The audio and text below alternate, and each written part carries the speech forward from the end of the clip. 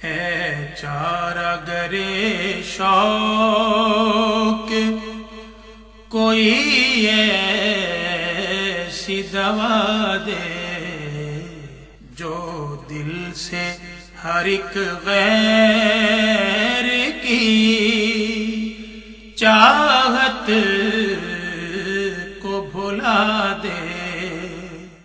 نحمده ونصلي ونسلم على سيدنا ومولانا محمد رسوله النبي الأمين المكين حنين الكريم الرؤوف الرحيم، أما بعد فأعوذ بالله من الشيطان الرجيم، بسم الله الرحمن الرحيم، يا أيها الذين آمنوا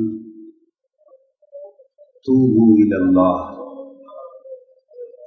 صدق اللہ مولانا العظیم۔ معزز علماء کرام، خواتین و حضرات، عزیزان گرامی قدر، حضرت ابراہیم ادہم حج کے لیے مکہ معظمہ روانہ ہے۔ سفر مکہ کے دوران ہر قدم پر اللہ کے حضور 2 رکعت نماز نفل شکرانے کے ادا کرتے جا رہے ہیں۔ ہر قدم پر 2 نفل ادا کر رہے ہیں۔ در محبوب حاضری کے لیے کشاں کشاں وادی مکہ کی طرف بڑھ رہے ہیں، اور 14 سال حرم کعبہ پہنچنے تک ایک سفر حج کو لگ گئے۔ کتنے؟ 14 سال بعد اس ایک سفر میں جا کے وادی مکہ پہنچے۔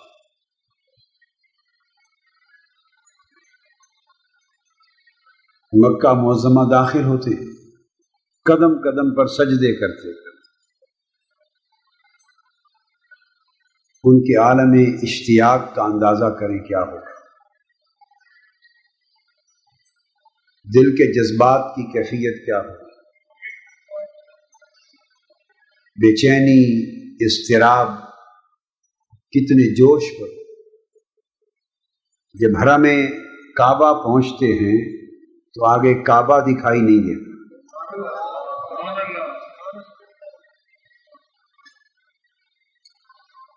حرم کعبہ پہنچتے ہیں تو کعبہ دکھائی نہیں دیتا۔ پریشان ہو کر اللہ کے حضور گر جاتے ہیں، عرض کرتے ہیں مولا میں 14 سال قدم قدم پر تیرے سجدے عطا کرتا ہوا تیرے گھر پہنچا ہوں، اور یہاں آیا ہوں تو تیرا گھر موجود نہیں، کعبہ کہاں گیا؟ جواب آتا ہے ابراہیم بن ادہم میری ایک ضعیف بندی اسی گھر کے دیدار کے لیے آ رہی ہے، کعبہ اس کے استقبال کے لیے گیا۔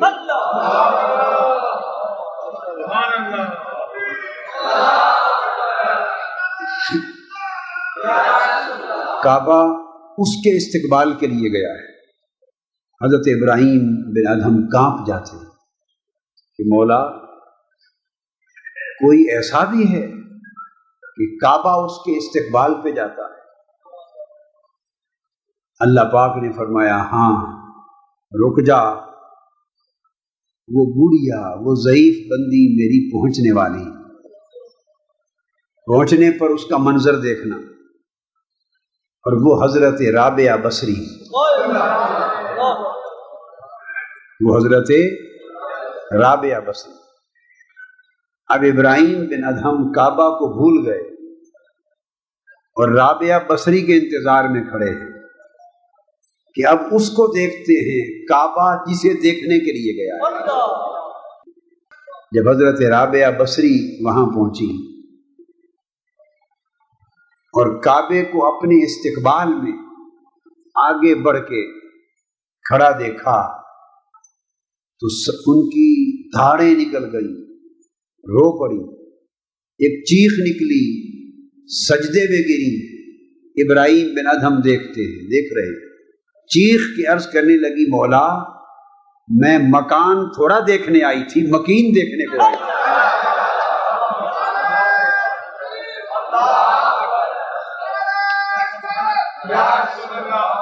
مولا میں کوئی اس مکان کو دیکھنے آئی تھی، میں تو مکین کو دیکھنے آئی تھی۔ تو نے مکان میری آنکھوں کے سامنے کھڑا کر دیا، میں تو سارا سفر مکان والے کو دیکھنے آئی تھی۔ ابراہیم بن ادہم پوچھتے ہیں، حضرت مائی صاحبہ آپ نے سفر کیسے طے کیا؟ وہ پوچھتی ہیں، بابا پہلے آپ بتائیں آپ نے سفر کیسے طے کیا؟ انہوں نے کہا، میں نے سفر نفلوں کے ساتھ طے کیا، میں نے سفر نفل اور سجدوں کے ساتھ طے کیا۔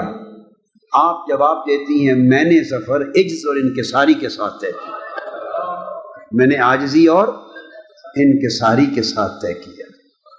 تو جو لوگ مکان دیکھنے کو جاتے ہیں انہیں مکان کی اصل حقیقت بھی دیکھنے کو ملتی ہے یا نہیں ملتی، مگر جو مکین تکنے کو جاتے ہیں مکان ان کے دیدار اور استقبال کے لیے جاتا ہے۔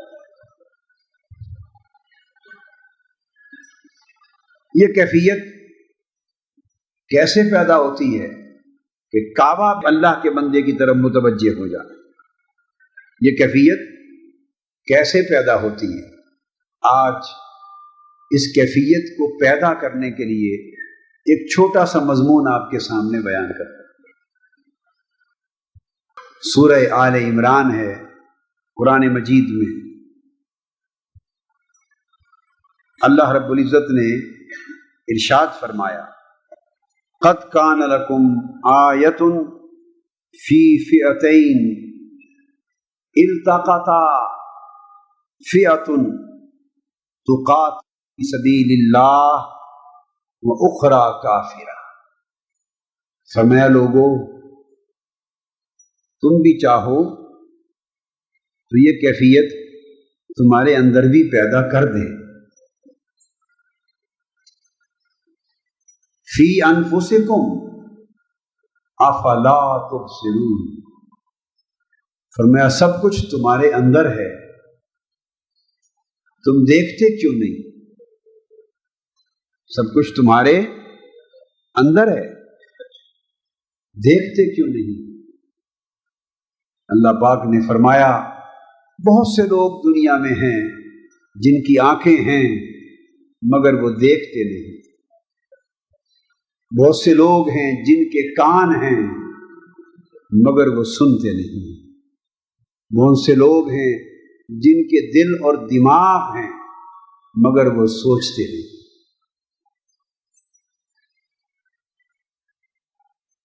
فرمایا سب کچھ تمہارے اندر ہے، اگر تم دیکھنے والے بن جاؤ تو اندر تمہیں ایک نئی کائنات نظر آئے۔ ایک کائنات تو وہ ہے جو چلتے پھرتے تم باہر دنیا میں دیکھتے ہو، ایک کائنات وہ ہے جو ہم نے تمہارے من کے اندر رکھی، مگر یہ جو زندگی کا سراغ پانا ہے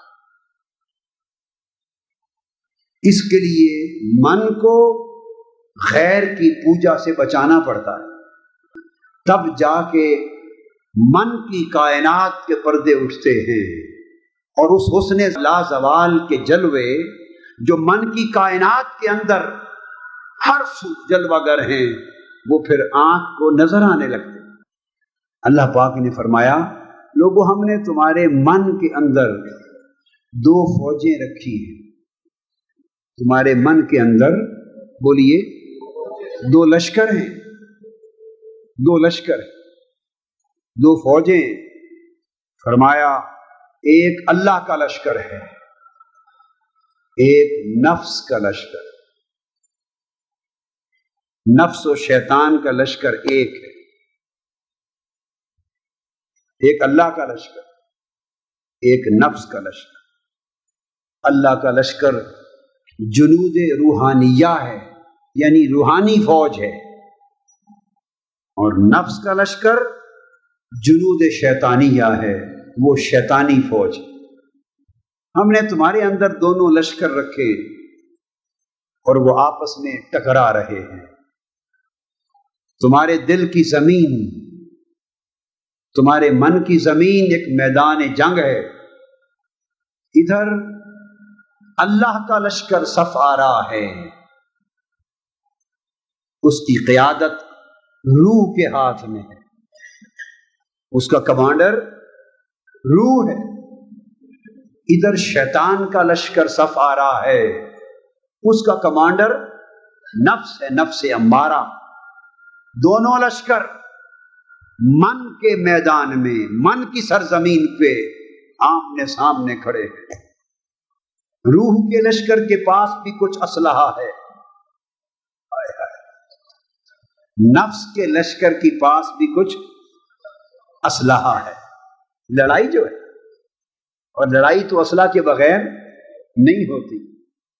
نفس کے لشکر کے پاس بندوقیں ہیں، بم ہیں، ٹینک ہیں، توپیں ہیں، یہ اسلحہ ہے۔ کس چیز کا؟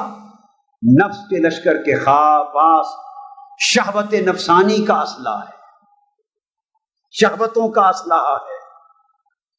نفس کے لشکر کے پاس عورتوں کی خواہش کا اسلحہ ہے، نفس کے لشکر کے پاس اولاد بال بچوں کی محبت کا اسلحہ ہے۔ نفس کا لشکر دنیاوی دنی گھٹیا کمینی چاہتوں کے اسلحہ سے لیس ہے، یہ بھی مسلح سپاہی کھڑے۔ ادھر روح کے لشکر بھی مسلح کھڑے ہیں۔ روح کے پاس نہ شہوت ہے، نہ خواہش ہے، نہ حرص ہے، نہ لالچ ہے۔ روح کا لشکر اس دنیا سے آیا ہی نہیں۔ نفس کا لشکر اس مادہ سے پیدا ہوا، اس دنیا سے پیدا ہوا، اس خاک سے پیدا ہوا، اس گھٹی گھٹیا دنیا کی خواہشوں کے لشکر کے اسلحہ سے نفس کے سپاہی لیس ہیں۔ روح اور اس کے سپاہی اس دنیا سے پیدا ہی نہیں ہوئے۔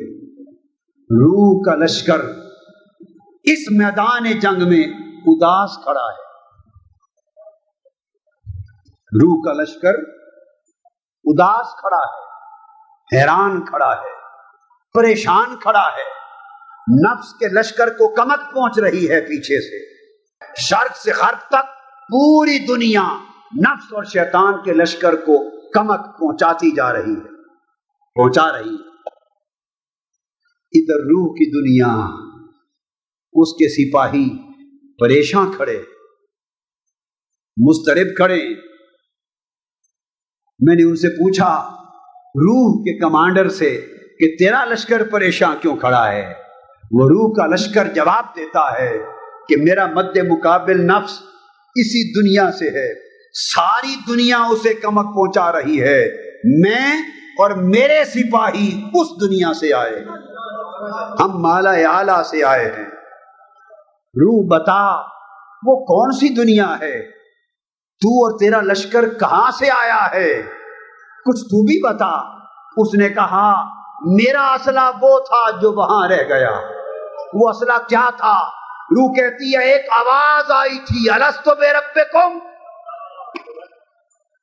الست بربکم، کیا میں تمہارا رب نہیں ہوں؟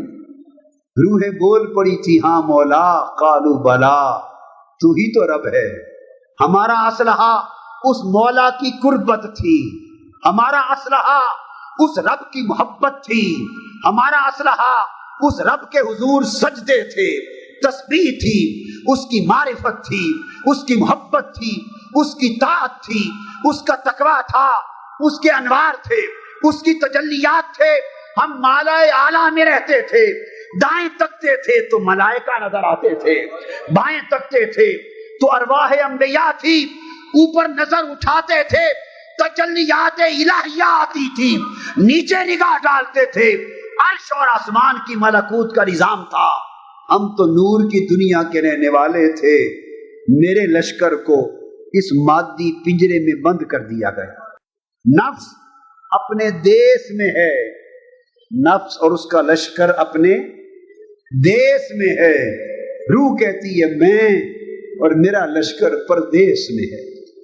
ان کے پاس ساری متاع دنیا ہے، یہ اس پر اتراتے ہیں، یہ اس پر گھمنڈ کرتے ہیں، اپنی طاقت پہ گھمنڈ کرتے ہیں، دنیاوی ذرائع وسائل پہ گھمنڈ کرتے ہیں. مگر میں گھمنڈ کروں تو کس پر؟ میرا نخرہ نہ رہا. ہائے ہائے، میرا نخرہ تو تھا ساجن کے ساتھ. روح کہتی ہے میرا نخرہ تو تھا اپنے دیس میں مولا کی قربت کے ساتھ. میرا ناز تو تھا جہاں تجلیات الہیہ کا پرتو ہوتا تھا. میرا حسن تو تھا اس عالم انوار میں. میرا تو روپ چھن گیا. اس لیے مولانا روم نے کہا نا، فرماتے ہیں اس بنسری سے پوچھو، یہ بجتی ہے اور رلا دیتی ہے، اس سے پوچھو کیا داستان سناتی ہے، کیا شکایت کرتی ہے. بانسری سے مراد مولانا روح فرماتے ہیں انسان کی روح ہے. فرمایا روح کی بانسری جب بجتی ہے، آپ کبھی صحراؤں میں جائیں، دیہاتوں میں جائیں تو چھوٹی چھوٹی جو پگڈنڈیاں ہوتی ہیں اور ریتلے میدانوں میں لوگ بنسری بجاتے ہیں. کبھی آپ نے اس بنسری کی لے سنی؟ آیا اس بنسری کی لے کان میں نہیں اترتی، جگر کو چیر کے نیچے اتر جاتی. اس بنسری کی لے کو سنو، لگتا ہے کوئی ہجر کی داستان سنا رہی ہے، کوئی غم و فراق کی داستان سنا رہی ہے. مولانا روم فرماتے ہیں اس روح کی بانسری سے سنو، یہ رو رہی ہے، کوئی داستان سنا رہی ہے، کس بات کی شکایت کرتی ہے.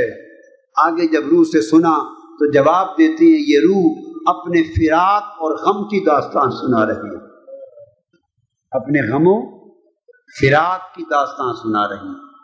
وہ غم اور فراق کس بات کا؟ کذنیستان تا مرا ببریدان از نفیرم مردزن نالیدان. روح کی بانسری کہتی ہے میں کتنی اچھی تھی، اپنے درخت کی ٹہنیوں کے ساتھ جڑی ہوئی تھی، اپنے درخت کے تنے کے ساتھ جڑی ہوئی تھی، مجھے تری ملتی تھی. وقت تھا کہ میں بھی سرسبز و شاداب تھی، میں بھی آباد تھی، میں ایک ٹہنی تھی، مجھ پہ ہرے بھرے پتے تھے، مجھ پہ بہار آتی تھی، مجھ پہ پھل پھول لگتے تھے. مگر ہائے ایک آرا چلا، اس نے کاٹ کر مجھے اپنے وطن سے جدا کر دیا اور خوش کر کے مجھے بانسری بنا دیا. میں جب سے اپنے وطن سے جدا ہوئی ہوں مجھے وطن کی بہاریں یاد آتی ہیں. ہائے ہائے مجھے وطن کی بہاریں یاد آتی ہیں. فرماتی ہیں چونکہ مجھے اپنے وطن سے کاٹ کر جدا کر دیا گیا، تب سے میں رو رہی ہوں. اور ہجر و فراق کی میری چیخ و پکار سن کر جنہیں تھوڑی سمجھ آتی ہے وہ بھی رو اٹھتے، جنہیں تھوڑی سمجھ آتی ہے وہ بھی رو اٹھتے. اے روح کی بانسری تو چاہتی کیا ہے؟ وہ کہتی ہے کہ اب میں اتنا چاہتی ہوں کہ سینہ خواہم شرح شرح از فراق تا بگویم شرح درد اشتیاق. اب تو میں اتنا چاہتی ہوں کہ کوئی میرا رونا سمجھنے والا ملے. ہائے ہائے کوئی میرے داستان ہجر و فراق کو سمجھنے والا ملے، کوئی میری داستان سمجھ سکے، کوئی میرا دکھ سمجھ سکے، کوئی میرا دکھڑا سمجھ سکے، کوئی میرا رونا دھونا سمجھ سکے، کوئی سمجھنے والا ملے، محرم راز ملے. اور محرم راز کیا ہوگا؟ شرح شرح از فراق، جس کا سینہ ہجر اور فراق کے غم سے خود پھٹ چکا ہوگا وہی میری داستان کو سمجھے گا. جس کا جگر خود پھٹا نہیں وہ میرا غم نہیں سمجھے گا. تاب گویم شرح درد اشتیاق، کوئی پھٹے ہوئے سینے والا ملے تو میں بھی اپنے غم اور محبت کی داستان اس کو سناؤں. یہ روح، وہ روح کہتی ہے میرا لشکر سارا ویران کھڑا ہے، جنگ ہے. اس مادی جنگ میں نفس کامیاب ہو رہا ہے، نفس کامیاب ہو رہا ہے. روح کو خوراک سجدوں سے ملنی تھی وہ بھی نہیں مل رہی، عبادت سے ملنی تھی وہ نہیں مل رہی، زہد اور ورع سے ملنی تھی وہ خوراک اور اسلحہ نہیں مل رہا، محبت الہیہ سے ملنی تھی وہ نہیں مل رہی، تقوی اور طہارت سے اسلحہ ملنا تھا وہ نہیں مل رہا، لشکر بے اسلحہ ہے، اس کے پاس اسلحہ کم ہے، نفس کی کمک زیادہ ہے، نفس من کی دنیا میں اس جنگ کو جیت گیا، اس جنگ کو جیت گیا، روح ہار گئی، روح ہار گئی، اس تن کے پنجرے میں تڑپ تڑپ کے روح ہار گئی۔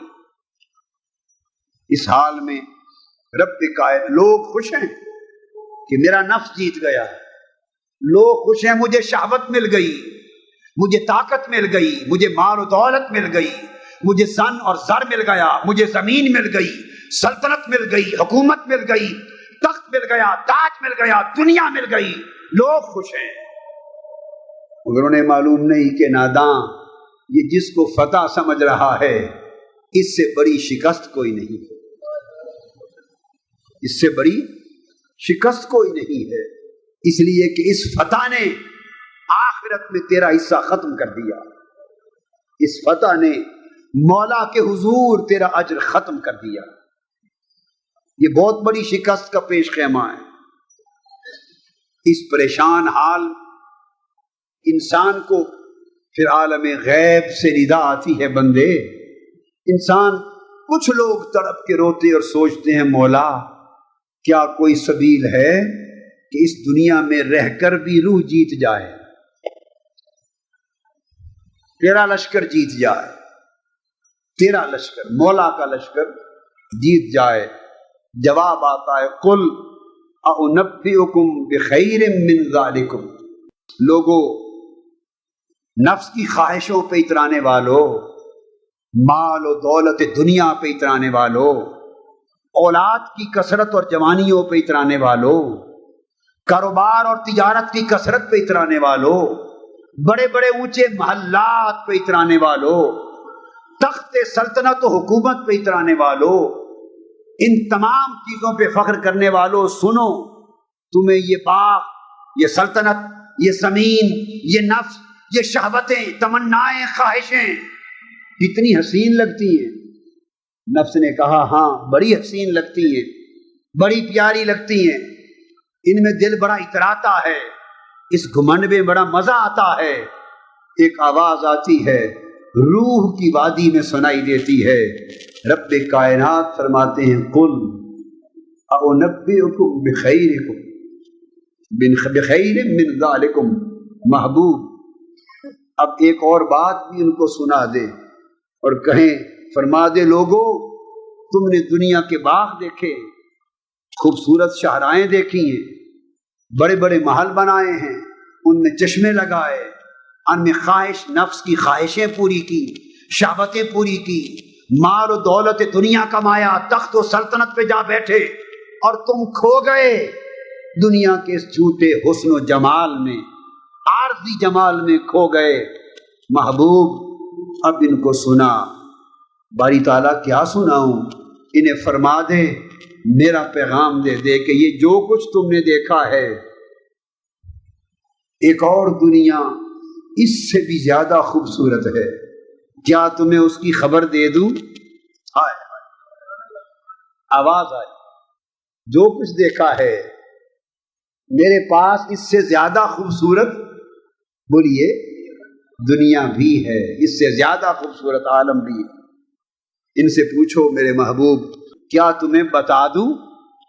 بس اتنی آواز آنے کی دیر تھی، روح تڑپ اٹھی، جن کے اندر بجھتی بجھتی چنگاری بچ گئی تھی، چراغ ٹمٹماتے ٹمٹماتے بچ گئے تھے، جو ہی یار کی آواز آئی کہ تمہیں بتا دوں میرے پاس اس سے زیادہ خوبصورت عالم بھی ہے، اس سے زیادہ پیاری دنیا بھی ہے، اس سے زیادہ پیاری راحت بھی ہے، اس سے زیادہ پیاری لذت بھی ہے، زیادہ پیاری نعمت بھی ہے، اگر پردہ اٹھ گیا اور تم نے وہ لذت چکھ لی مجھے اپنی عزت کی قسم یہ ساری لذتیں بھول جاؤ. محبوب ان سے پوچھو کیا بتا دوں؟ لوگوں نے کہا باری تعالیٰ بتا دے. جواب آیا للذین اتقوا عند ربہم، اگر میرے تقوی کی راہ پر آ جا، لوگوں سے ڈرنے کی بجائے چھوڑ دو لوگوں سے ڈرنا، مجھ سے ڈرنا شروع کر دو. لوگوں کا بندہ بننے کی بجائے فقط میرا بندہ بن جا. لوگوں اور مفاد کی غلامی کا پٹا گلے میں ڈالنے کی بجائے آج سے میری بندگی اور غلامی کا پٹا گلے میں ڈال دو. دنیاوی مفاد کی دہلیز پر سجدہ ریز ہونے کی بجائے آج سے میرے در پہ سجدہ ریز ہو جاؤ. میرا تقوی اختیار کر لو، آج سے میرے بن جاؤ. آج 15 شعبان کی رات ہے، 15 شعبان کی رات ہے. ایک سودا ہو رہا ہے. ایک پہلے وہ دکھا دیا، دنیا کا سودا دکھا دیا. اب رب کائنات فرماتا ہے آج کی رات کے گاہکوں کو، آج کی رات کے گاہکوں کو یہ سودا دیکھ لیا. آپ کپڑے کی دکان پر جاتے ہیں نا، شاہ عالم مارکیٹ جاتے ہیں نا، تو آپ کو دیکھ کر جیسا گاہک کی شکل صورت ہو بضاقطع دکاندار اندازہ لیتا ہے کہ اس قیمت تک کا کپڑا لے گا. تو پوچھتا ہے جی فلاں کپڑا ہے؟ وہ کہتا ہے جی ہاں. وہ 8-10 تھان بچھا دیتا ہے. داخل ہوتے ہی پہلے دکاندار کیا کرتا ہے؟ 10-15 بلب جلا دیتا ہے. ہائے ہائے ہائے، 10-15 بلب، بڑے بڑے بڑے بڑے بلب ٹیوبیں جلا دیتا ہے داخل ہوتے ہی. آپ کو سمجھ نہیں آتی وہ کیوں جلاتا ہے. گاہک کو کیا سمجھ؟ گاہک شاید سمجھتا ہے کہ میری عزت کے لیے جلایا ہے. نہیں، اپنا سودا چمکدار کرنے کے لیے جلاتا ہے. روشنیاں جلا دیتا ہے، پھر اس کے بعد تھان بچھا دیتا ہے. اور جو حسن جھلک پرنٹ میں جو چمک دمک نہیں ہوتی، وہ 10-15-20 بلبوں روشنیوں کے ذریعے ان میں چمک. دیکھو میری بات سمجھو، جو چمک اس حقیقت میں نہیں ہوتی، جو حقیقت میں چمک نہیں ہوتی، اس چمک کی جھلک پیدا کر دیتا ہے. کاش سمجھ آ جائے، کاش وہ جھلک نہیں ہوتی، انسان بہک جاتا ہے. وہ جھلک پیدا کر دی جاتی ہے اور وہی جھلک، وہی چمک انسان کو مار جاتی ہے. وہ اس کی چمک دمک دیکھتا ہے، گرویدہ ہو جاتا ہے. بہت سے گاہک تو اسی گھٹیا کپڑے کے خریدار آتے ہیں خرید کے لے جاتے ہیں، آتے ہیں خرید کے لے جاتے ہیں، آتے ہیں خرید کے لے جاتے ہیں. 50 گاہک آتے ہیں، اسی چمک میں مارے جاتے ہیں، خرید کے لے جاتے ہیں. شام کو ایک گاہک اور آتا ہے، ایک گاہک، اس کے لیے بھی وہ 8-10 بلب آن کرتا ہے. وہ گاہک کرتا ہے مجھے اس چمک میں نہ مارو، مجھے اصل حقیقت دکھا دو. جو کپڑے کی اصل حقیقت ہے مجھے اسے تکنے دو، ان بلبوں کی چمک نہ دکھاؤ. وہ بجلی بند کروا دیتا. روٹین کی روشنی رہتی. انارکلی والا، پیرس مارکیٹ والا، جی اور کیا نام ہے، بانو مارکیٹ والا، سارے بلب بند کروا دیتا ہے. گاہک کہتا ہے بھئی کپڑا جو کچھ ہے مجھے وہی دیکھنے دو، اس کا حقیقی چہرہ دیکھنے دو. وہ اس کے آمنے 8-10-12-15 تھان پھینک دیتا ہے. وہ ہاتھ لگاتا ہے چھوڑ دیتا ہے، ہاتھ لگاتا ہے چھوڑ دیتا ہے، ہاتھ لگاتا ہے چھوڑ دیتا ہے. دوسرے وہ کہتے ہیں اور دیکھو باؤ جی، وہ 5-10 اور گراتا ہے، وہ ہاتھ لگاتا ہے چھوڑ دیتا ہے. اور دیکھو باؤ جی، 15-20 تھان دیکھ کر گاہک نکلنے لگتا ہے. کہتا ہے کیا بات ہوئی باؤ جی، نہیں خریدنا؟ جی نہیں، یہ سودا نہیں خریدنا. اس وقت وہ سمجھ جاتا ہے کہ یہ گاہک کسی اور شے کا خریدار ہے، یہ کسی اور شے کا خریدار ہے. کہتا ہے پلٹ کے آ جاؤ. کل ہاں، اس وقت آواز آتی کل اونبئکم بخیر من ذالکم. گاہک واپس نہ جا، سارے گاہکوں کے لیے تو یہی کچھ تھا کہ اکثر گاہک یہی خریدتے رہتے ہیں، لگتا ہے تو کسی اور چیز کا خریدار ہے، تیرے لیے بھی میرے پاس سودا ہے۔ پھر وہ بھیجتا ہے لڑکے کو، اوپر جا فلاں الماری سے تھان اٹھا کر لا، پھر اور تھان آ جاتے، وہ اس گاہک کی طلب کے مطابق تھان پیش کرتا ہے، وہ گاہک خریدتا ہے پھر اس تھان کا۔ وہ تھان ہر ایک گاہک کو نہیں دکھائے جاتے، ہر ایک کو تو دکاندار گاہک کے چہرے سے پہچان لیتا ہے کہ کس شے کا طالب ہے، کس شے کا طالب۔ آج ہم داتا صاحب بھی جاتے ہیں، میاں میر بھی جاتے ہیں، اللہ کے گھر میں بھی آتے ہیں، اللہ والوں کے پاس بھی جاتے ہیں۔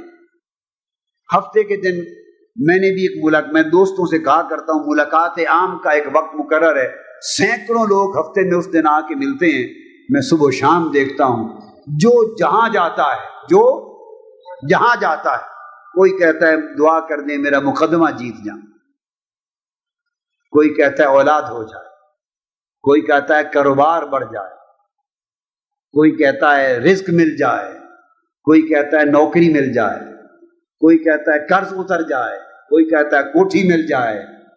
الغرض صبح سے شام تک سنو، جتنے گاہک آتے ہیں مطلب کی چیز مانگتے جاتے ہیں۔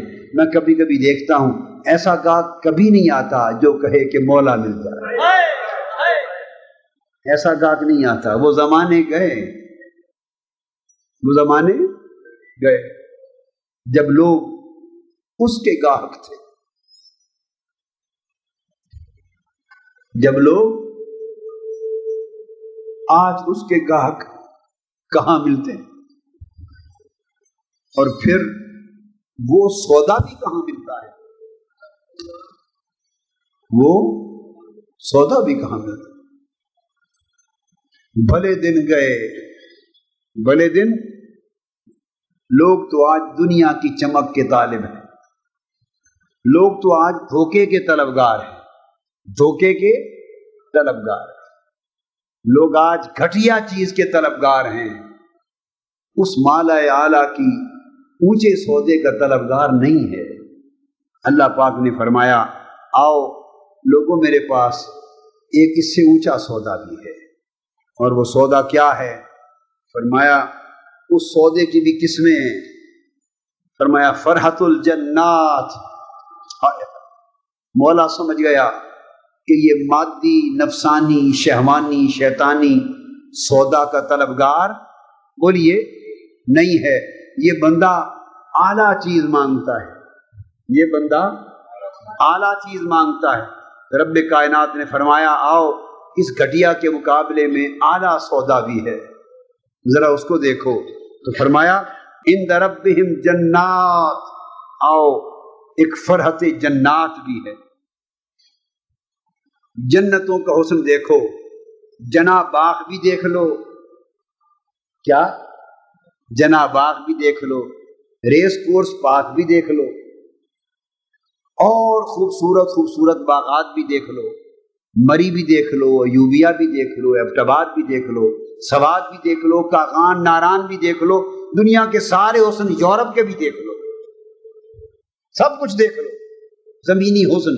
فرمایا اب کچھ یہ تمہارے باغ ہیں، اب کچھ باغ میں نے بھی لگا رکھے، یہ دنیا کے مالیوں کے لگائے ہوئے باغ ہیں، کچھ باغ میں نے بھی لگا رکھے۔ فرحت الجنات، آؤ میری جنتوں کا نظارہ کر لو، میری جنتوں کا نظارہ کر لو۔ کچھ گاہک انہوں نے دنیا کی طلب میں کھونے کی بجائے جنتوں کا سودا کر لیا، جنتوں کا سودا کر لیا، وہ دنیا کا سودا کرنے سے بہتر رہے۔ دنیا چھوڑنے سے غرض نہیں، چھوڑنے کی بات بولیے، چھوڑنے کی بات نہیں کر رہا، یہ نہیں کہہ رہا کہ گوال منڈی کے سیری پائے چھوڑ دو، سیری پائے نہیں چھڑا رہا، نسبت روڈ کے سیری پائے نہیں چھڑا رہا، گوال منڈی کی مچھلی نہیں چھڑا رہا، حلوہ پوری نہیں چھڑا رہا، میری بات سمجھ گئے؟ کھانا پینا رہنا یہ نہیں چھڑا رہا، میں تو کہہ رہا ہوں کہ اس کے سوداگر نہ بنو، اس کو برتو، اس کو اپنی سواری بناؤ، دنیا کو اپنی سواری بناؤ، اسے اپنے اوپر سوار نہ کرو،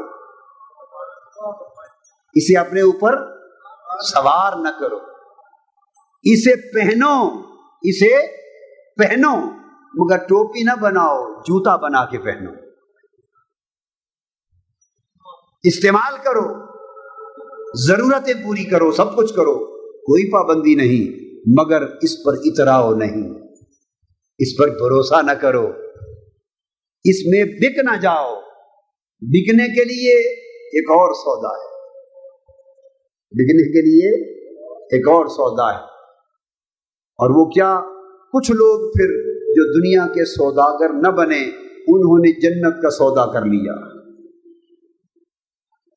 کچھ لوگوں نے کہا مولا یہ نہیں، اس سے کوئی اچھا سودا بھی ہے تو دکھا، ہائے اس سے کوئی اچھا سودا بھی ہے تو دکھا۔ اللہ پاک نے فرمایا کہ یہ تھوڑے اور اچھے گاہک ہیں، یہ تھوڑے کہ جنتوں کے بھی سوداگر نہیں، جنتوں کے بھی سوداگر نہیں، یہ بھی ان سے اونچے ذوق والے گاہک ہیں۔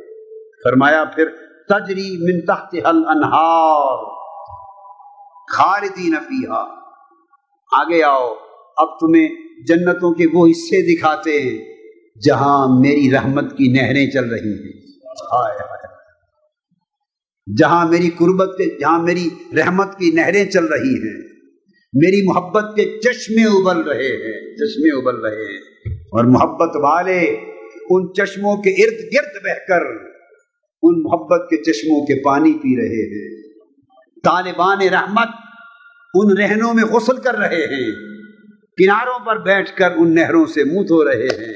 فرمایا آؤ، یہ جنت کے وہ اعلیٰ مقام ہیں کہ جہاں نیچے میری رحمت کی، میری محبت کی، میری شفقت کی، میری عطاؤں کی، میری نعمتوں کی نہریں بہ رہی ہیں۔ یہ لوگ ان باغات میں بھی جو اعلیٰ حصہ ہے اس کے طلبگار ہیں، ان کو تھوڑا سا جنتوں سے بھی اونچا سودا دکھا دیا، اوپر لے گئے۔ کچھ لوگوں نے فرحت الانہار، وہ بہنے والی نہروں کا سودا کر لیا، کئیوں نے ان کا سودا کر لیا، حکم ہوا۔ جنہوں نے جنات کا سودا کیا، حکم ہوا ان کو جنت کے بڑے بڑے باغ الاٹ کر دو، ان میں بڑے بڑے محل دے دو، یہ وہ محل چھوڑ کے آئے ہیں، انہیں یہاں محل دے دو، یہاں انہیں کوٹھیاں دے دو، یہاں انہیں مسکن دے دو، باغات دے دو ان کو۔ بعضوں کو اس سے اوپر کہا انہیں میری رحمت کی نہریں دے دو، انہیں میری شفقت کے چشمے دے دو، یہ بھی پیے، جنت والے ملکین لوگ بھی پیے۔ کچھ لوگوں نے کہا مولا اس سے اونچا سودا بھی ہے تو ہم تو اس کے لیے۔ فرمایا آؤ، وَأَزْوَاجٌ مُطَہَّرَةٌ، اب جس طرح دنیا کی سنگتیں تھیں اس طرح اس جنت میں بھی کچھ اعلیٰ سنگتیں ہیں۔ بعضوں نے کہا مولا ہم تو، باقی تو ہر چیز کی خیر ہے، ہم تو پیاری سنگتوں کے طالب۔ آئے دنیا میں دوستیاں کرنے والوں، دنیا میں دوستیاں کرتے ہیں نا، کن بنیادوں پر کرتے ہیں دوستیاں؟ اس سے دوستی کرتے ہیں مجھے نوکری دلوا دے گا، اس سے سنگت کرتے ہیں مجھے مال و دولت دلوا دے گا، اس سے سنگت کرتے ہیں تھانے میں میرا کام کروا دے گا، اس سے سنگت کرتے ہیں میرا دنیاوی کام کاج ہوگا، اس سے سنگت کرتے ہیں میرا مطلب حل ہوگا، اس سے سنگت کرتے ہیں بیٹے کو افسر بنوا دے گا۔ ہاں دنیا کی بھی سنگتیں ہیں، مجھے یہ دلا دے گا، یہ دلا دے گا۔ کچھ لوگ ہوں گے مولا ہم دنیا کی ساری سنگتیں ٹھکرا کر آئے ہیں، ساری سنگتیں ٹھکرا کر آئے ہیں، کچھ اچھی سنگتیں ہیں تو تو وہ عطا کر۔ فرمایا ہاں کچھ اچھی سنگتیں بھی ہیں، میرے ولیوں کی سنگتیں، اہل بیت کی سنگتیں ہیں، امام جعفر صادق کی سنگت ہے، امام باقر کی سنگت ہے، موسیٰ کاظم کی سنگت ہے، زین العابدین کی سنگت ہے، امام حسین کی سنگت ہے، حسن کی سنگت ہے، مولا علی کی سنگت ہے، حضرت عثمان کی سنگت ہے، حضرت عمر کی سنگت ہے، حضرت صدیق اکبر کی سنگت ہے، انبیاء کی سنگت ہے، شہداء کی سنگت ہے، صدیقین کی سنگت ہے، مرسلین کی سنگت ہے. یہ سنگتیں انبیاء کی، میرے محبوب کی سنگت. آؤ ان کو یہ سنگتیں دے دو. یہ دنیا کی مادی سنگتیں چھوڑ کے آئے ہیں، انہیں جنت اور آخرت کی اعلیٰ سنگتیں دے دو. کچھ لوگ ان سنگتوں پر بک گئے، کچھ لوگ ان سنگتوں پر بک گئے. اس نے دیکھا اب ان سنگتوں کو بھی پا کر کچھ لوگ پھر منتظر کرتے ہیں، تم کیوں کھڑے ہو مولا، ان سے اونچا بھی کوئی سودا ہے تو بتا. مولا پاک نے فرمایا یہ کوئی بڑے ہی اچھے سوداگر ہیں. فرمایا آ جاؤ، تم نے جنات میری جنتوں کی فرحت و لذت کو دیکھ لیا، تم نے میری رحمت اور شفقت اور لطف و کرم کی نہروں کی لذت و راحت کو دیکھ لیا، تم نے جنت کی اعلیٰ پاکیزہ سنگتوں کی لذت و حلاوت کو دیکھ لیا. اب تم اس سے بھی اونچا چاہتے ہو. حکم ہوگا فرشتوں ان کو پھر لے آؤ، جنتوں سے آگے لے آؤ.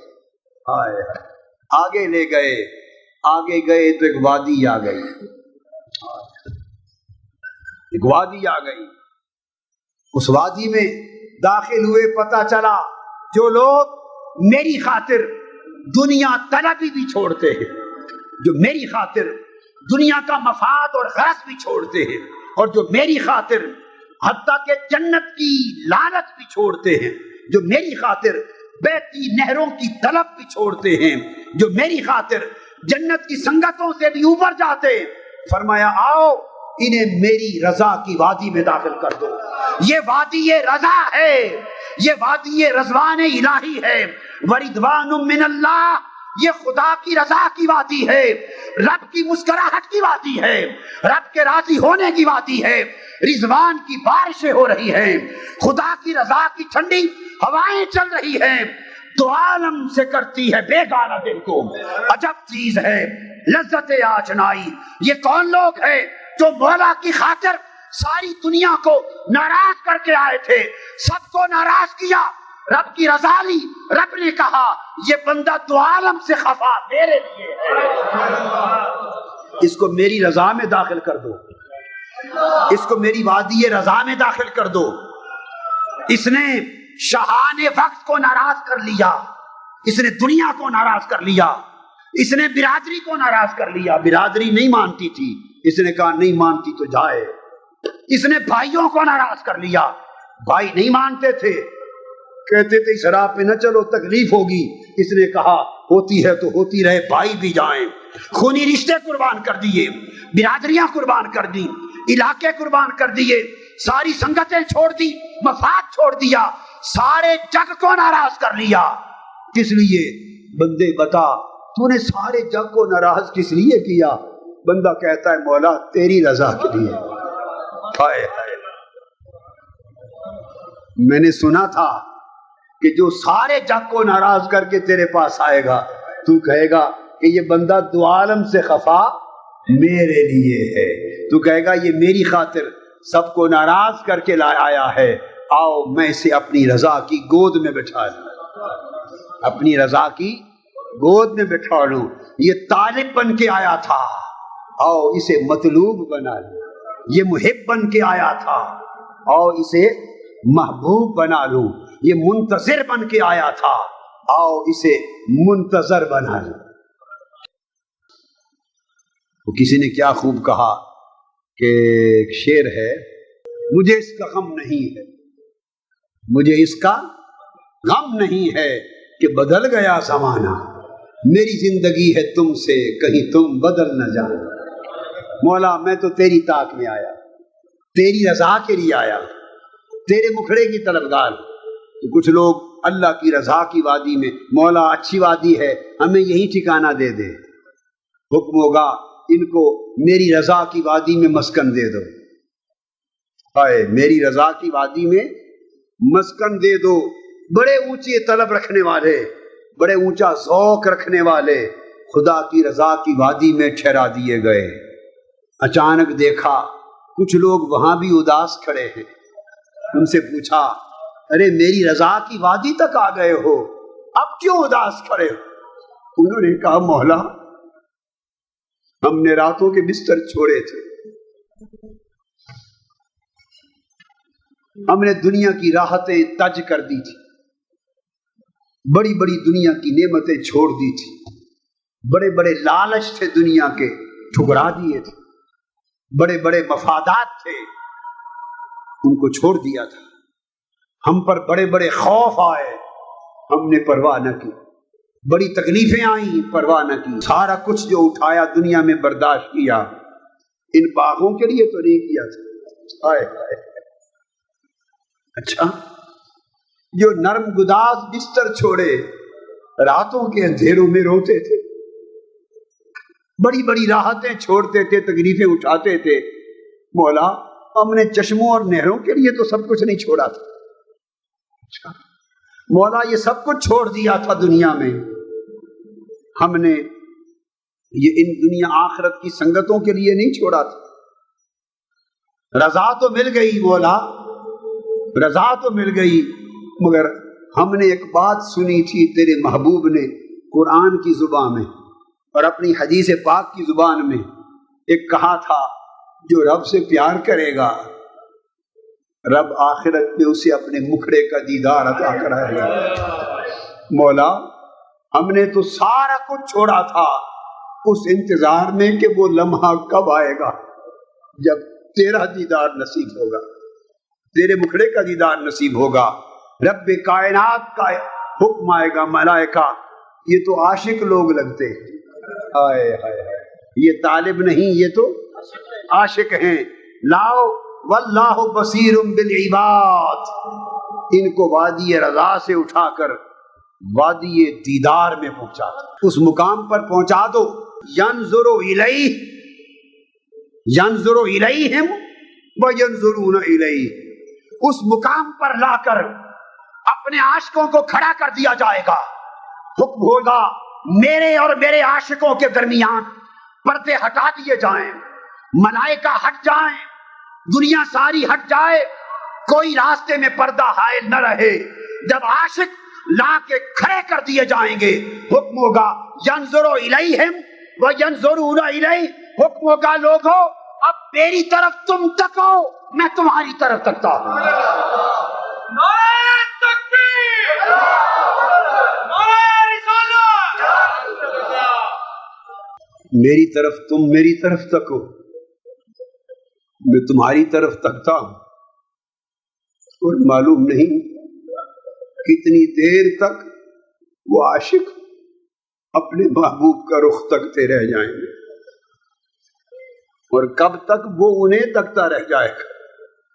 یک نگاہ ناز جانا قیمت ایمان ماں، اس ایک نگاہ کے لیے سب کچھ قربان کر دیا جائے، مگر یہ مقام نصیب کن کو ہوگا؟ اس کے لیے ضروری ہے کہ پہلے باطن میں شوق کی چنگاری بھڑکے، راستہ بتا رہا ہوں، ضروری ہے کہ باطن میں شوق کی بولیے چنگاری بھڑکے، اور اس چنگاری کو طلب آخرت اور اللہ کی طلب اور محبت کی پھونک لگے، طلب اور محبت کی پھونک لگے، اس پھونک سے عشق کی آگ بھڑک اٹھے، عشق کی آگ بھڑک اٹھے، اور عشق الہی کا جو شعلہ ہے وہ اس طرح بھڑکے کہ شہوتوں اور خواہشوں کے سارے حجاب جلا کے راکھ کر دے، شہوتوں اور خواہشوں کے حجاب جلا کے راکھ کر دے، جب راکھ ہو جائیں تو پھر مطلع قلب صاف ہو جاتا ہے، مطلع قلب صاف ہو جاتا ہے، اس پر پھر انوار الہیہ کی بارش ہوتی ہے، انوار الہیہ کی بارش ہوتی ہے، پھر وہ شخص اللہ کے طالبوں میں اور اس کے عاشقوں میں داخل ہوتا ہے، اور وہ درجہ بدرجہ سفر کرتا ہے، مگر پھر اس شخص کے لیے شخص کے لیے آداب سخت ہو جاتے ہیں، اس کے لیے آداب سخت ہو جاتے ہیں۔ وہی رابعہ بصری، وہی رابعہ، ایک شخص رابعہ بصری جس نے یہ دعویٰ کیا تھا کہ مولا میں مکان تکنے تو نہیں آئی تھی، میں تو مکین دیکھنے آئی تھی۔ رب کائنات نے فرمایا مکین کو دیکھنا ہے تو اگلے سال پھر آنا، فرمایا وہ مکین دیکھنا ہے تو اگلے سال پھر آنا۔ اگلے سال رابعہ بصری نے انکساری اور عاجزی کا اور عبادت گزاری کا وہ سفر کیا کہ 7 سال میں بصرہ سے چل کے مکہ پہنچی۔ 7 سال میں اٹھی نہیں، سجدے ہی کرتی کرتی مکہ پہنچی، سجدے ہی کرتی کرتی مکہ پہنچی۔ 7 سال کے بعد اب مکین کو تکنے کے لیے جب مکہ پہنچی، صرف حالت سجدے میں پاؤں پہ سفر نہیں کیا، سجدوں پر سر پہ سفر کیا، جبین پر سفر کیا۔ 7 سال بعد اب عاشقوں کا حال بتاتا ہوں ہوتا کیا ہے۔ جب سفر کر کے پہنچی، آواز آئی رابعہ مکین کو دیکھنا ہے، تو اوپر نگاہ اٹھائی حضرت رابعہ بصری نے، نور کے حجابات دیکھے، ابھی حجابات کی طرف نگاہ پڑی ہی تھی کہ چونکہ خاتون تھی تو خاتون والی حالت لاحق ہو گئی، حجابات کی طرف نگاہ اٹھی ہی تھی، عورت تھی تو عورت والی حالت، جسمانی حالت لاحق ہو گئی۔ آواز آئی کہ رابعہ اب اس جسمانی حالت میں نگاہ نیچے کر لے اور انتظار کر۔ عرض کیا باری تعالیٰ 7 سال کے بعد شوق دید یہاں پہنچا تھا، اور اس کے بعد بھی رکاوٹ، اس نے کہا عاشقوں کو اتنا ہی صبر کرنا پڑتا ہے، ابھی ہزارہ عاشق انتظار کے پردوں میں بیٹھے ہیں، ہزارہ عاشق اپنی تمناؤں اور اپنی خواہشوں کا خون کر کے انتظار کے مرحلوں میں بیٹھے ہیں، تیری باری خدا جانے کب آئے۔ اتنا انتظار کرنا پڑتا، اتنا، بولیے، اور کیفیت زندگی میں کیا ہوتی ہے جو اس کے طالب ہوتے ہیں۔ حضرت رابعہ بصری فرماتی ہیں کہ مجھے ایک مرتبہ زندگی میں بڑا سخت بخار ہوا اور طویل عرصہ شدت بخار کے ساتھ، جسمانی تکلیف کے ساتھ بستر پہ پڑی رہی، طویل عرصہ بستر پہ پڑی رہی۔ لوگ عیادت کو آتے، پوچھتے، ہر کوئی سمجھتا تو یہ تکلیف ہوئی، کوئی سمجھتا یہ تکلیف ہوئی، کوئی کہے یہ علاج کر لو، یہ علاج کر لو، وہ مسکرا دیتی۔ انہوں نے کہا جس دن کوئی مرض کو سمجھنے والا آئے گا تو بتاؤں گی۔ پھر کوئی اللہ کا عاشق ایک دن آیا، اس نے پوچھا رابعہ اتنا طویل عرصہ ہو گیا تیری بیماری اور بخار کو، وجہ کیا ہے؟ فرمانے لگی بخار نہیں سزا ہے، بخار نہیں سزا ہے۔ پوچھا رابعہ تو نے کون سا گناہ کیا تھا؟ کون سا گناہ کیا تھا حضرت رابعہ بصری جس کی سزا ملی؟ فرمانے لگی بہت بڑا گناہ کر بیٹھی۔ کیا تھا؟ عرض کیا کہ دل میں ایک دن جنت کی خواہش آ گئی، ایک دن جنت کی خواہش آ گئی، عالم غیب سے مجھے آواز آئی، جھڑکا گیا اور آواز آئی چھڑک میں رابعہ پیار ہم سے کرو اور طلب جنت کی کرو۔ ہائے ہائے ہائے، محبت ہم سے کرو، دعوی محبت ہم سے اور طلب جنت کی۔ اس جھڑک سے آج کے دن تک بیمار پڑی۔ ہائے ہائے، کسی کو کیا خبر، محرم ای ہوش جز بے ہوش نیست، مر زبان را مشتری چوں گوش نیست۔ زبان کا سوداگر کان ہے، کان نہ ہو سارا جسم سلامت ہو، زبان ساری رات بولتی رہے، اگر کان سننے والے نہ ہوں تو جسم کو کیا خبر یہ بیچاری کیا بول رہی ہے؟ سارا جسم سلامت ہو مگر زبان کا سوداگر، زبان کا سودا لینے والا کوئی نہیں۔ مولانا روم فرماتے ہیں زبان کا سودا کان ہی لے سکتے ہیں۔ فرمایا لوگوں یہ ایک ایسا ہوش ہے کہ جنت کی طرف کی تو جھڑک مل گئی، یہ ایسا ہوش ہے کہ اس ہوش کی خبر سوائے بے ہوش کے کسی کو نہیں ہے۔ جو لوگ بے ہوش ہو گئے ہیں انہی کو اس ہوش کی خبر ہے، جو بے ہوش ہو گئے ہیں انہی کو اس ہوش کی خبر ہے۔ اگر اس ہوش کی خبر لینی ہے تو حضرت موسیٰ علیہ السلام سے جا کے، حضرت موسیٰ علیہ السلام سے پوچھو جنہیں حکم الہی نے 40 دن اور 40 راتیں طور پر رکھا، طور پر رکھا، وحی الہی ہوئی، میٹھی میٹھی باتیں ہوئیں، اللہ نے اپنا کلام سنایا، تورات نازل کی۔ جب اللہ کا کلام سنا، میٹھی میٹھی باتیں سنی تو دل میں شوق کی آگ بھڑک اٹھی۔ عرض کیا مولا جو میٹھی میٹھی باتیں سناتا ہے کبھی مکھڑا بھی دکھائے، ہائے سونا ایک گالی سنانا کدی مکھڑا بھی دکھاویں، ہاں وسدے ہاسے تے وسدے ناسے، تیری جھوک دے آسے پاسے، سن دے آسے مٹھیاں گالی، سونا یار سنیں دا ہاسے۔ وہ میٹھی باتیں میٹھی گالی، خواجہ غلام فرید بات کرتے ہیں، میٹھی میٹھی باتیں سن سن کر شوق کا شعلہ بھڑک اٹھا۔ کہا مولا روز تیری باتیں سنتا ہوں کبھی مکھڑا بھی دکھا دے۔ رب ارنی انظر الیک، مولا اپنا آپ دکھا دے، اپنا آپ مجھے اپنا آپ دکھا دے۔ کیا کہا؟ رب ارنی انظر الیک، مجھے اپنا آپ دکھا دے۔ رب کائنات نے فرمایا موسیٰ ابھی مجھے دیکھنے کی نوبت نہیں آئی، اس لیے کہ ابھی تو اپنے میں اور مجھ میں فرق جان رہا ہے۔ تو یہ کہتا ہے نا مولا مجھے اپنا آپ دکھا دے۔ ابھی یہ ہوش ہے کہ تو مجھے ہے اور میں ہوں، ابھی یہ ہوش ہے کہ میں ہوں اور تو ہائے ہائے۔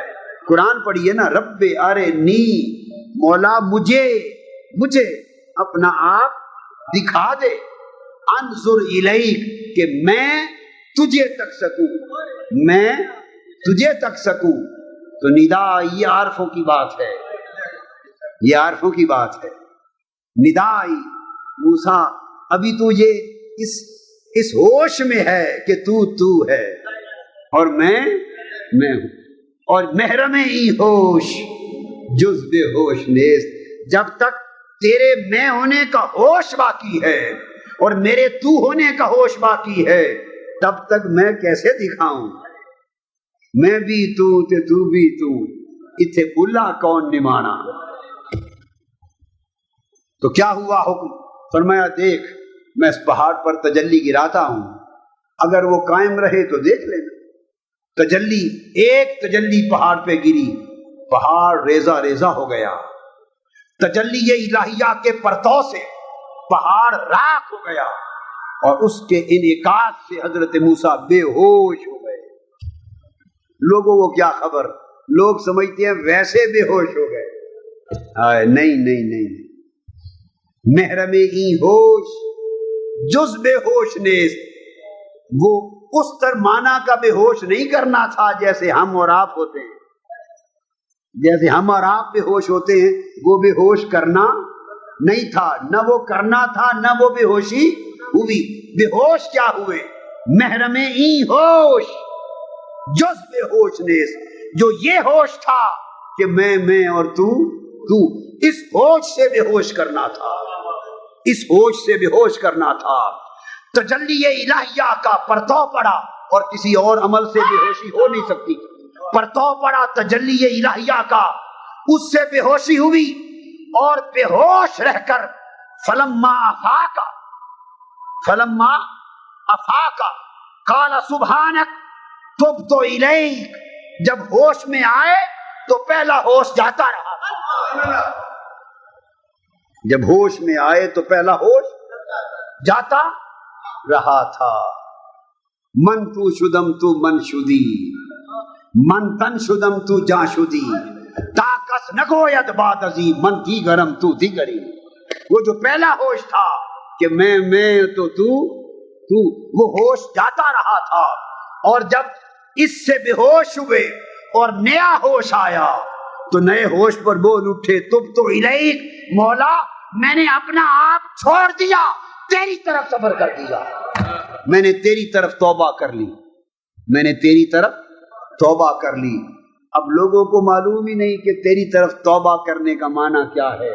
اس توبہ کا مطلب یہ تھا مولا میں نے اپنا آپ چھوڑ دیا، ہائے ہائے ہائے، میں نے اپنا آپ چھوڑ دیا اور چل پڑا، اپنا آپ چھوڑ کر چل پڑا، کدھر؟ الیک، تیری طرف۔ اب تو ہی تو رہ گیا، اب تو ہی تو رہ گیا۔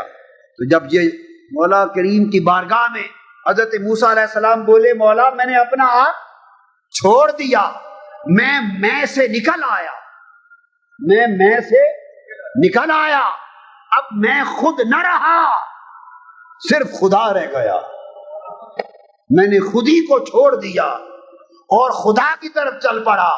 تو رب کائنات نے فرمایا موسیٰ اگر تو خود ہی کو چھوڑ کر خدا کی طرف چل پڑا تو میرا جواب بھی سن، یا موسیٰ انی اصطفیتک، میں نے تمہیں مصطفیٰ بنا دیا،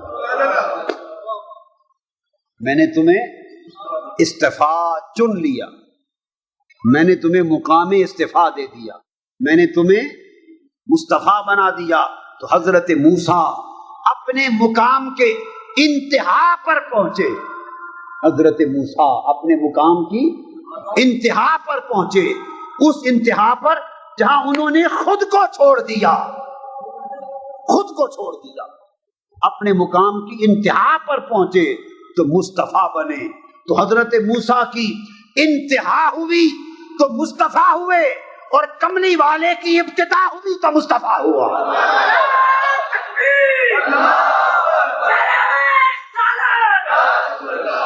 ہم اپنے نبی کے، حضرت موسیٰ کی انتہا ہوئی تو مصطفیٰ ہوئے، اور تاجدار کائنات کی ابتدا ہوئی تو ہائے ہائے مصطفیٰ ہوئے، ان کی انتہا ہوئی تو مصطفیٰ ہوئے، ان کی انتہا مقام استفاء ہے، اور ہمارے آقا کی ابتدا مقام مصطفیٰ ہے۔ اس لیے چونکہ ان کی انتہا مقام مصطفیٰ تھی، اس لیے انہیں جہاں جا کر طور پر جا کر دیدار مانگنا پڑا، انہیں طور پہ جا کر دیدار مانگنا پڑا، اور کملی والی سرکار کی ابتدا مصطفیٰ تھی، اس لیے وہ لیٹے تھے، انہیں بلا کر دیدار کرایا گیا، اس لیے ان کی ابتدا مصطفیٰ تھی، اس لیے انہیں سوئے ہوئے کو جبرائیل بھیج کے رات کے اندھیرے میں بلا کر دیدار کرایا گیا۔ حضرت موسیٰ کی انتہا مقام مصطفیٰ تھی، اس لیے انہوں نے تجلی دیکھی، بے ہوش ہو گئے، کیونکہ انتہا سے پہلے کی بات تھی، مقام استفاء سے تھی، پہلے کی بات تھی، اس لیے انہوں نے تجلی دیکھی، بولیے تجلی صفات دیکھی، بے ہوش ہو گئے۔ مصطفیٰ کی آقا کی ابتدا مقام مصطفیٰ تھی، اس لیے وہ مقام کعبہ قوسین او ادنا پر جلوہ ذات دیکھتے رہے اور بے ہوش نہ ہوئے۔ ما زاغ البصر وما طغى، ما کذب الفؤاد ما رأى، جو کچھ حضور نے دیکھا دل نے بھی تصدیق کر دی، اور جلوہ ذات تکتے رہے، نہ آنکھ بھٹکی نہ بہکی۔ لوگوں یہ جو رات ہے آج کی، یہ اس لیے آئی ہے، اور اس طرح کی راتیں جتنی بھی آتی ہیں اس لیے آتی ہیں کہ ان راتوں کو، ان کی حقیقت اگر آپ پالیں، ان کی حقیقت اگر آپ پالیں تو کسی کو جلوہ طور کی روشنی کی کرن مل جائے، اور کسی کو جلوہ کعبہ قوسین کی روشنی کی کرن مل جائے. یہ راتیں ان روشنیوں کو اپنے اندر سمیٹے ہوئے، ان راتوں، ان روشنیوں کو. اس کے لیے ضروری ہے کہ ہم بھی ایک سفر کریں، ہم بھی ایک. اور سفر کے 3 مرحلے ہیں. کتنے؟ 3 اسٹیشن ہیں. آپ نے کراچی جانا ہو نا، ایک اسٹیشن یہاں سے چل کے ملتان جنکشن آ گیا، یہاں سے چلے ملتان کا جنکشن آ گیا. پھر اس کے بعد آگے ملتان سے چلے سکھر کا روڑی کا جنکشن آ گیا. ملتان سے چلے روڑی کا جنکشن آ گیا. 2 مرحلے. سفر کا تیسرا مرحلہ پھر روڑی سے ایندھن لے کے چلے کراچی جا پہنچے. تو 3 آ گیا نا سٹاپ منزل تک. اسی طرح اس سفر کے بھی 3 سٹاپ ہیں. ایک ہے، اور یہ توبہ کا سفر ہے، تبت الیک. ایک ہے گناہ سے، خطا سے ثواب کی طرف توبہ کرنا. توبہ کیا؟ خطا سے بولیے ثواب کی طرف. خطا کو چھوڑ دو. آج کی رات توبہ کرو، آج کی رات توبہ کرو. گناہ سے توبہ کرو، ندامت کرو، اختیار کرو ندامت، شرمندگی اختیار کرو. شرمندگی اور ندامت کے ساتھ ترک گناہ کرو. پھر وہ گناہ چھوڑ دو، اور ترک گناہ کے ساتھ رجوع اللہ کرو. اللہ کی وفاداری اختیار کر لو، اللہ کی بندگی اختیار کر لو. یہ خطا سے ثواب کا سفر ہے. توبہ کا پہلا جنکشن آ جائے گا، پہلا جنکشن آ جائے گا. جب اس پر پہنچو گے تو پھر ایندھن لے کے نیا سفر شروع کرے گی. روح نیا سفر شروع کرے گی. اور وہ سفر جیسے بتایا نا ملتان سے روڑی تک کا سفر، وہ پھر جب توبہ کا پہلا مرحلہ ہو جائے گا، رجوع اللہ کا، ندامت کا، ترک گناہ کا. اب جو ایندھن لوگے تم درست ہو چکے ہوگے، اتنے میں درست ہو چکے ہوگے. اب دوسرا سفر درستگی سے پختگی کا سفر ہوگا. درستگی سے پختگی کا سفر. نیکی پر آ گئے، اب نیکی میں پختگی آ جائے گی. خیر پر آ گئے، اب خیر میں استقامت آ جائے گی. درست ہو گئے، راہ راست پر آ گئے، مگر اس میں پختگی، مضبوطی، استحکام آ جائے گا. اب چکر، ہوائیں، آندیاں آپ کو ڈگمگا نہیں سکیں گی. مرد مستقیم استقامت والے مرد، مضبوط ارادے والے مرد، اللہ کی حفاظت والے مرد بن کے آگے بڑھتے چلے جاؤ گے. روڑی تک جا پہنچو گے. توبہ کا سفر، رجوع اللہ کا سفر دوسرے جنکشن پر آ پہنچے گا. وہاں روح پھر نیا ایندھن لے گی. کیا؟ روح کا انجن نیا ایندھن لے گا.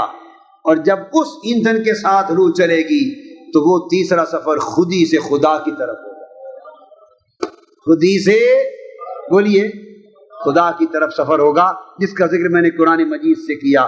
پھر جنتوں سے چلو گے، دیدار تک جا پہنچو گے. جنت سے چل کر بولیے نا دیدار تک کا سفر. اور کتنے خوش نصیب وہ لوگ ہیں جن کا آخری اسٹیشن دیدار پہ جا کے رکتا ہے. کتنی اچھی سواریاں ہیں جو دیدار کے اسٹیشن پہ جا کے اترتی ہیں. اس مقام پر جب انسان پہنچتا ہے پھر آواز آتی ہے، ہم وہاں ہیں جہاں سے ہم کو بھی کچھ ہماری خبر نہیں آتی. آج کی 15 شعبان کی رات اس روحانی سفر کی رات. اس کی ابتدا نوافل سے کرو، تسبیح سے کرو، توبہ سے کرو. مگر وہ توبہ ایسی نہ ہو کہ اسی مسجد میں رہ جائے،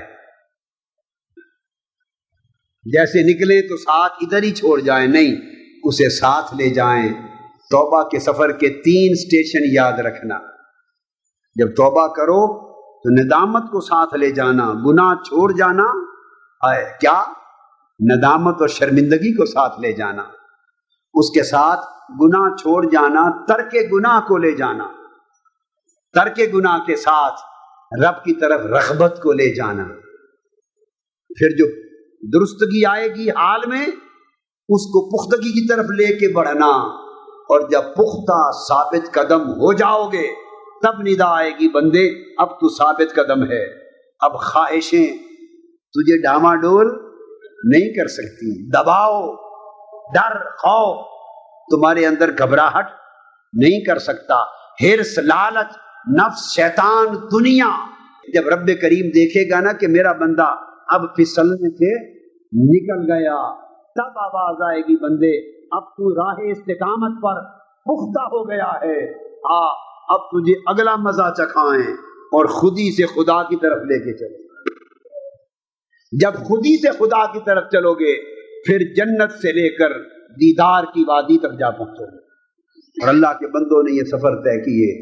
آج رات اس سفر کا ارادہ کرو. تو لوگوں کیا خواہش نہیں کہ یہ گوال منڈی بھی رحمت منڈی بن جائے؟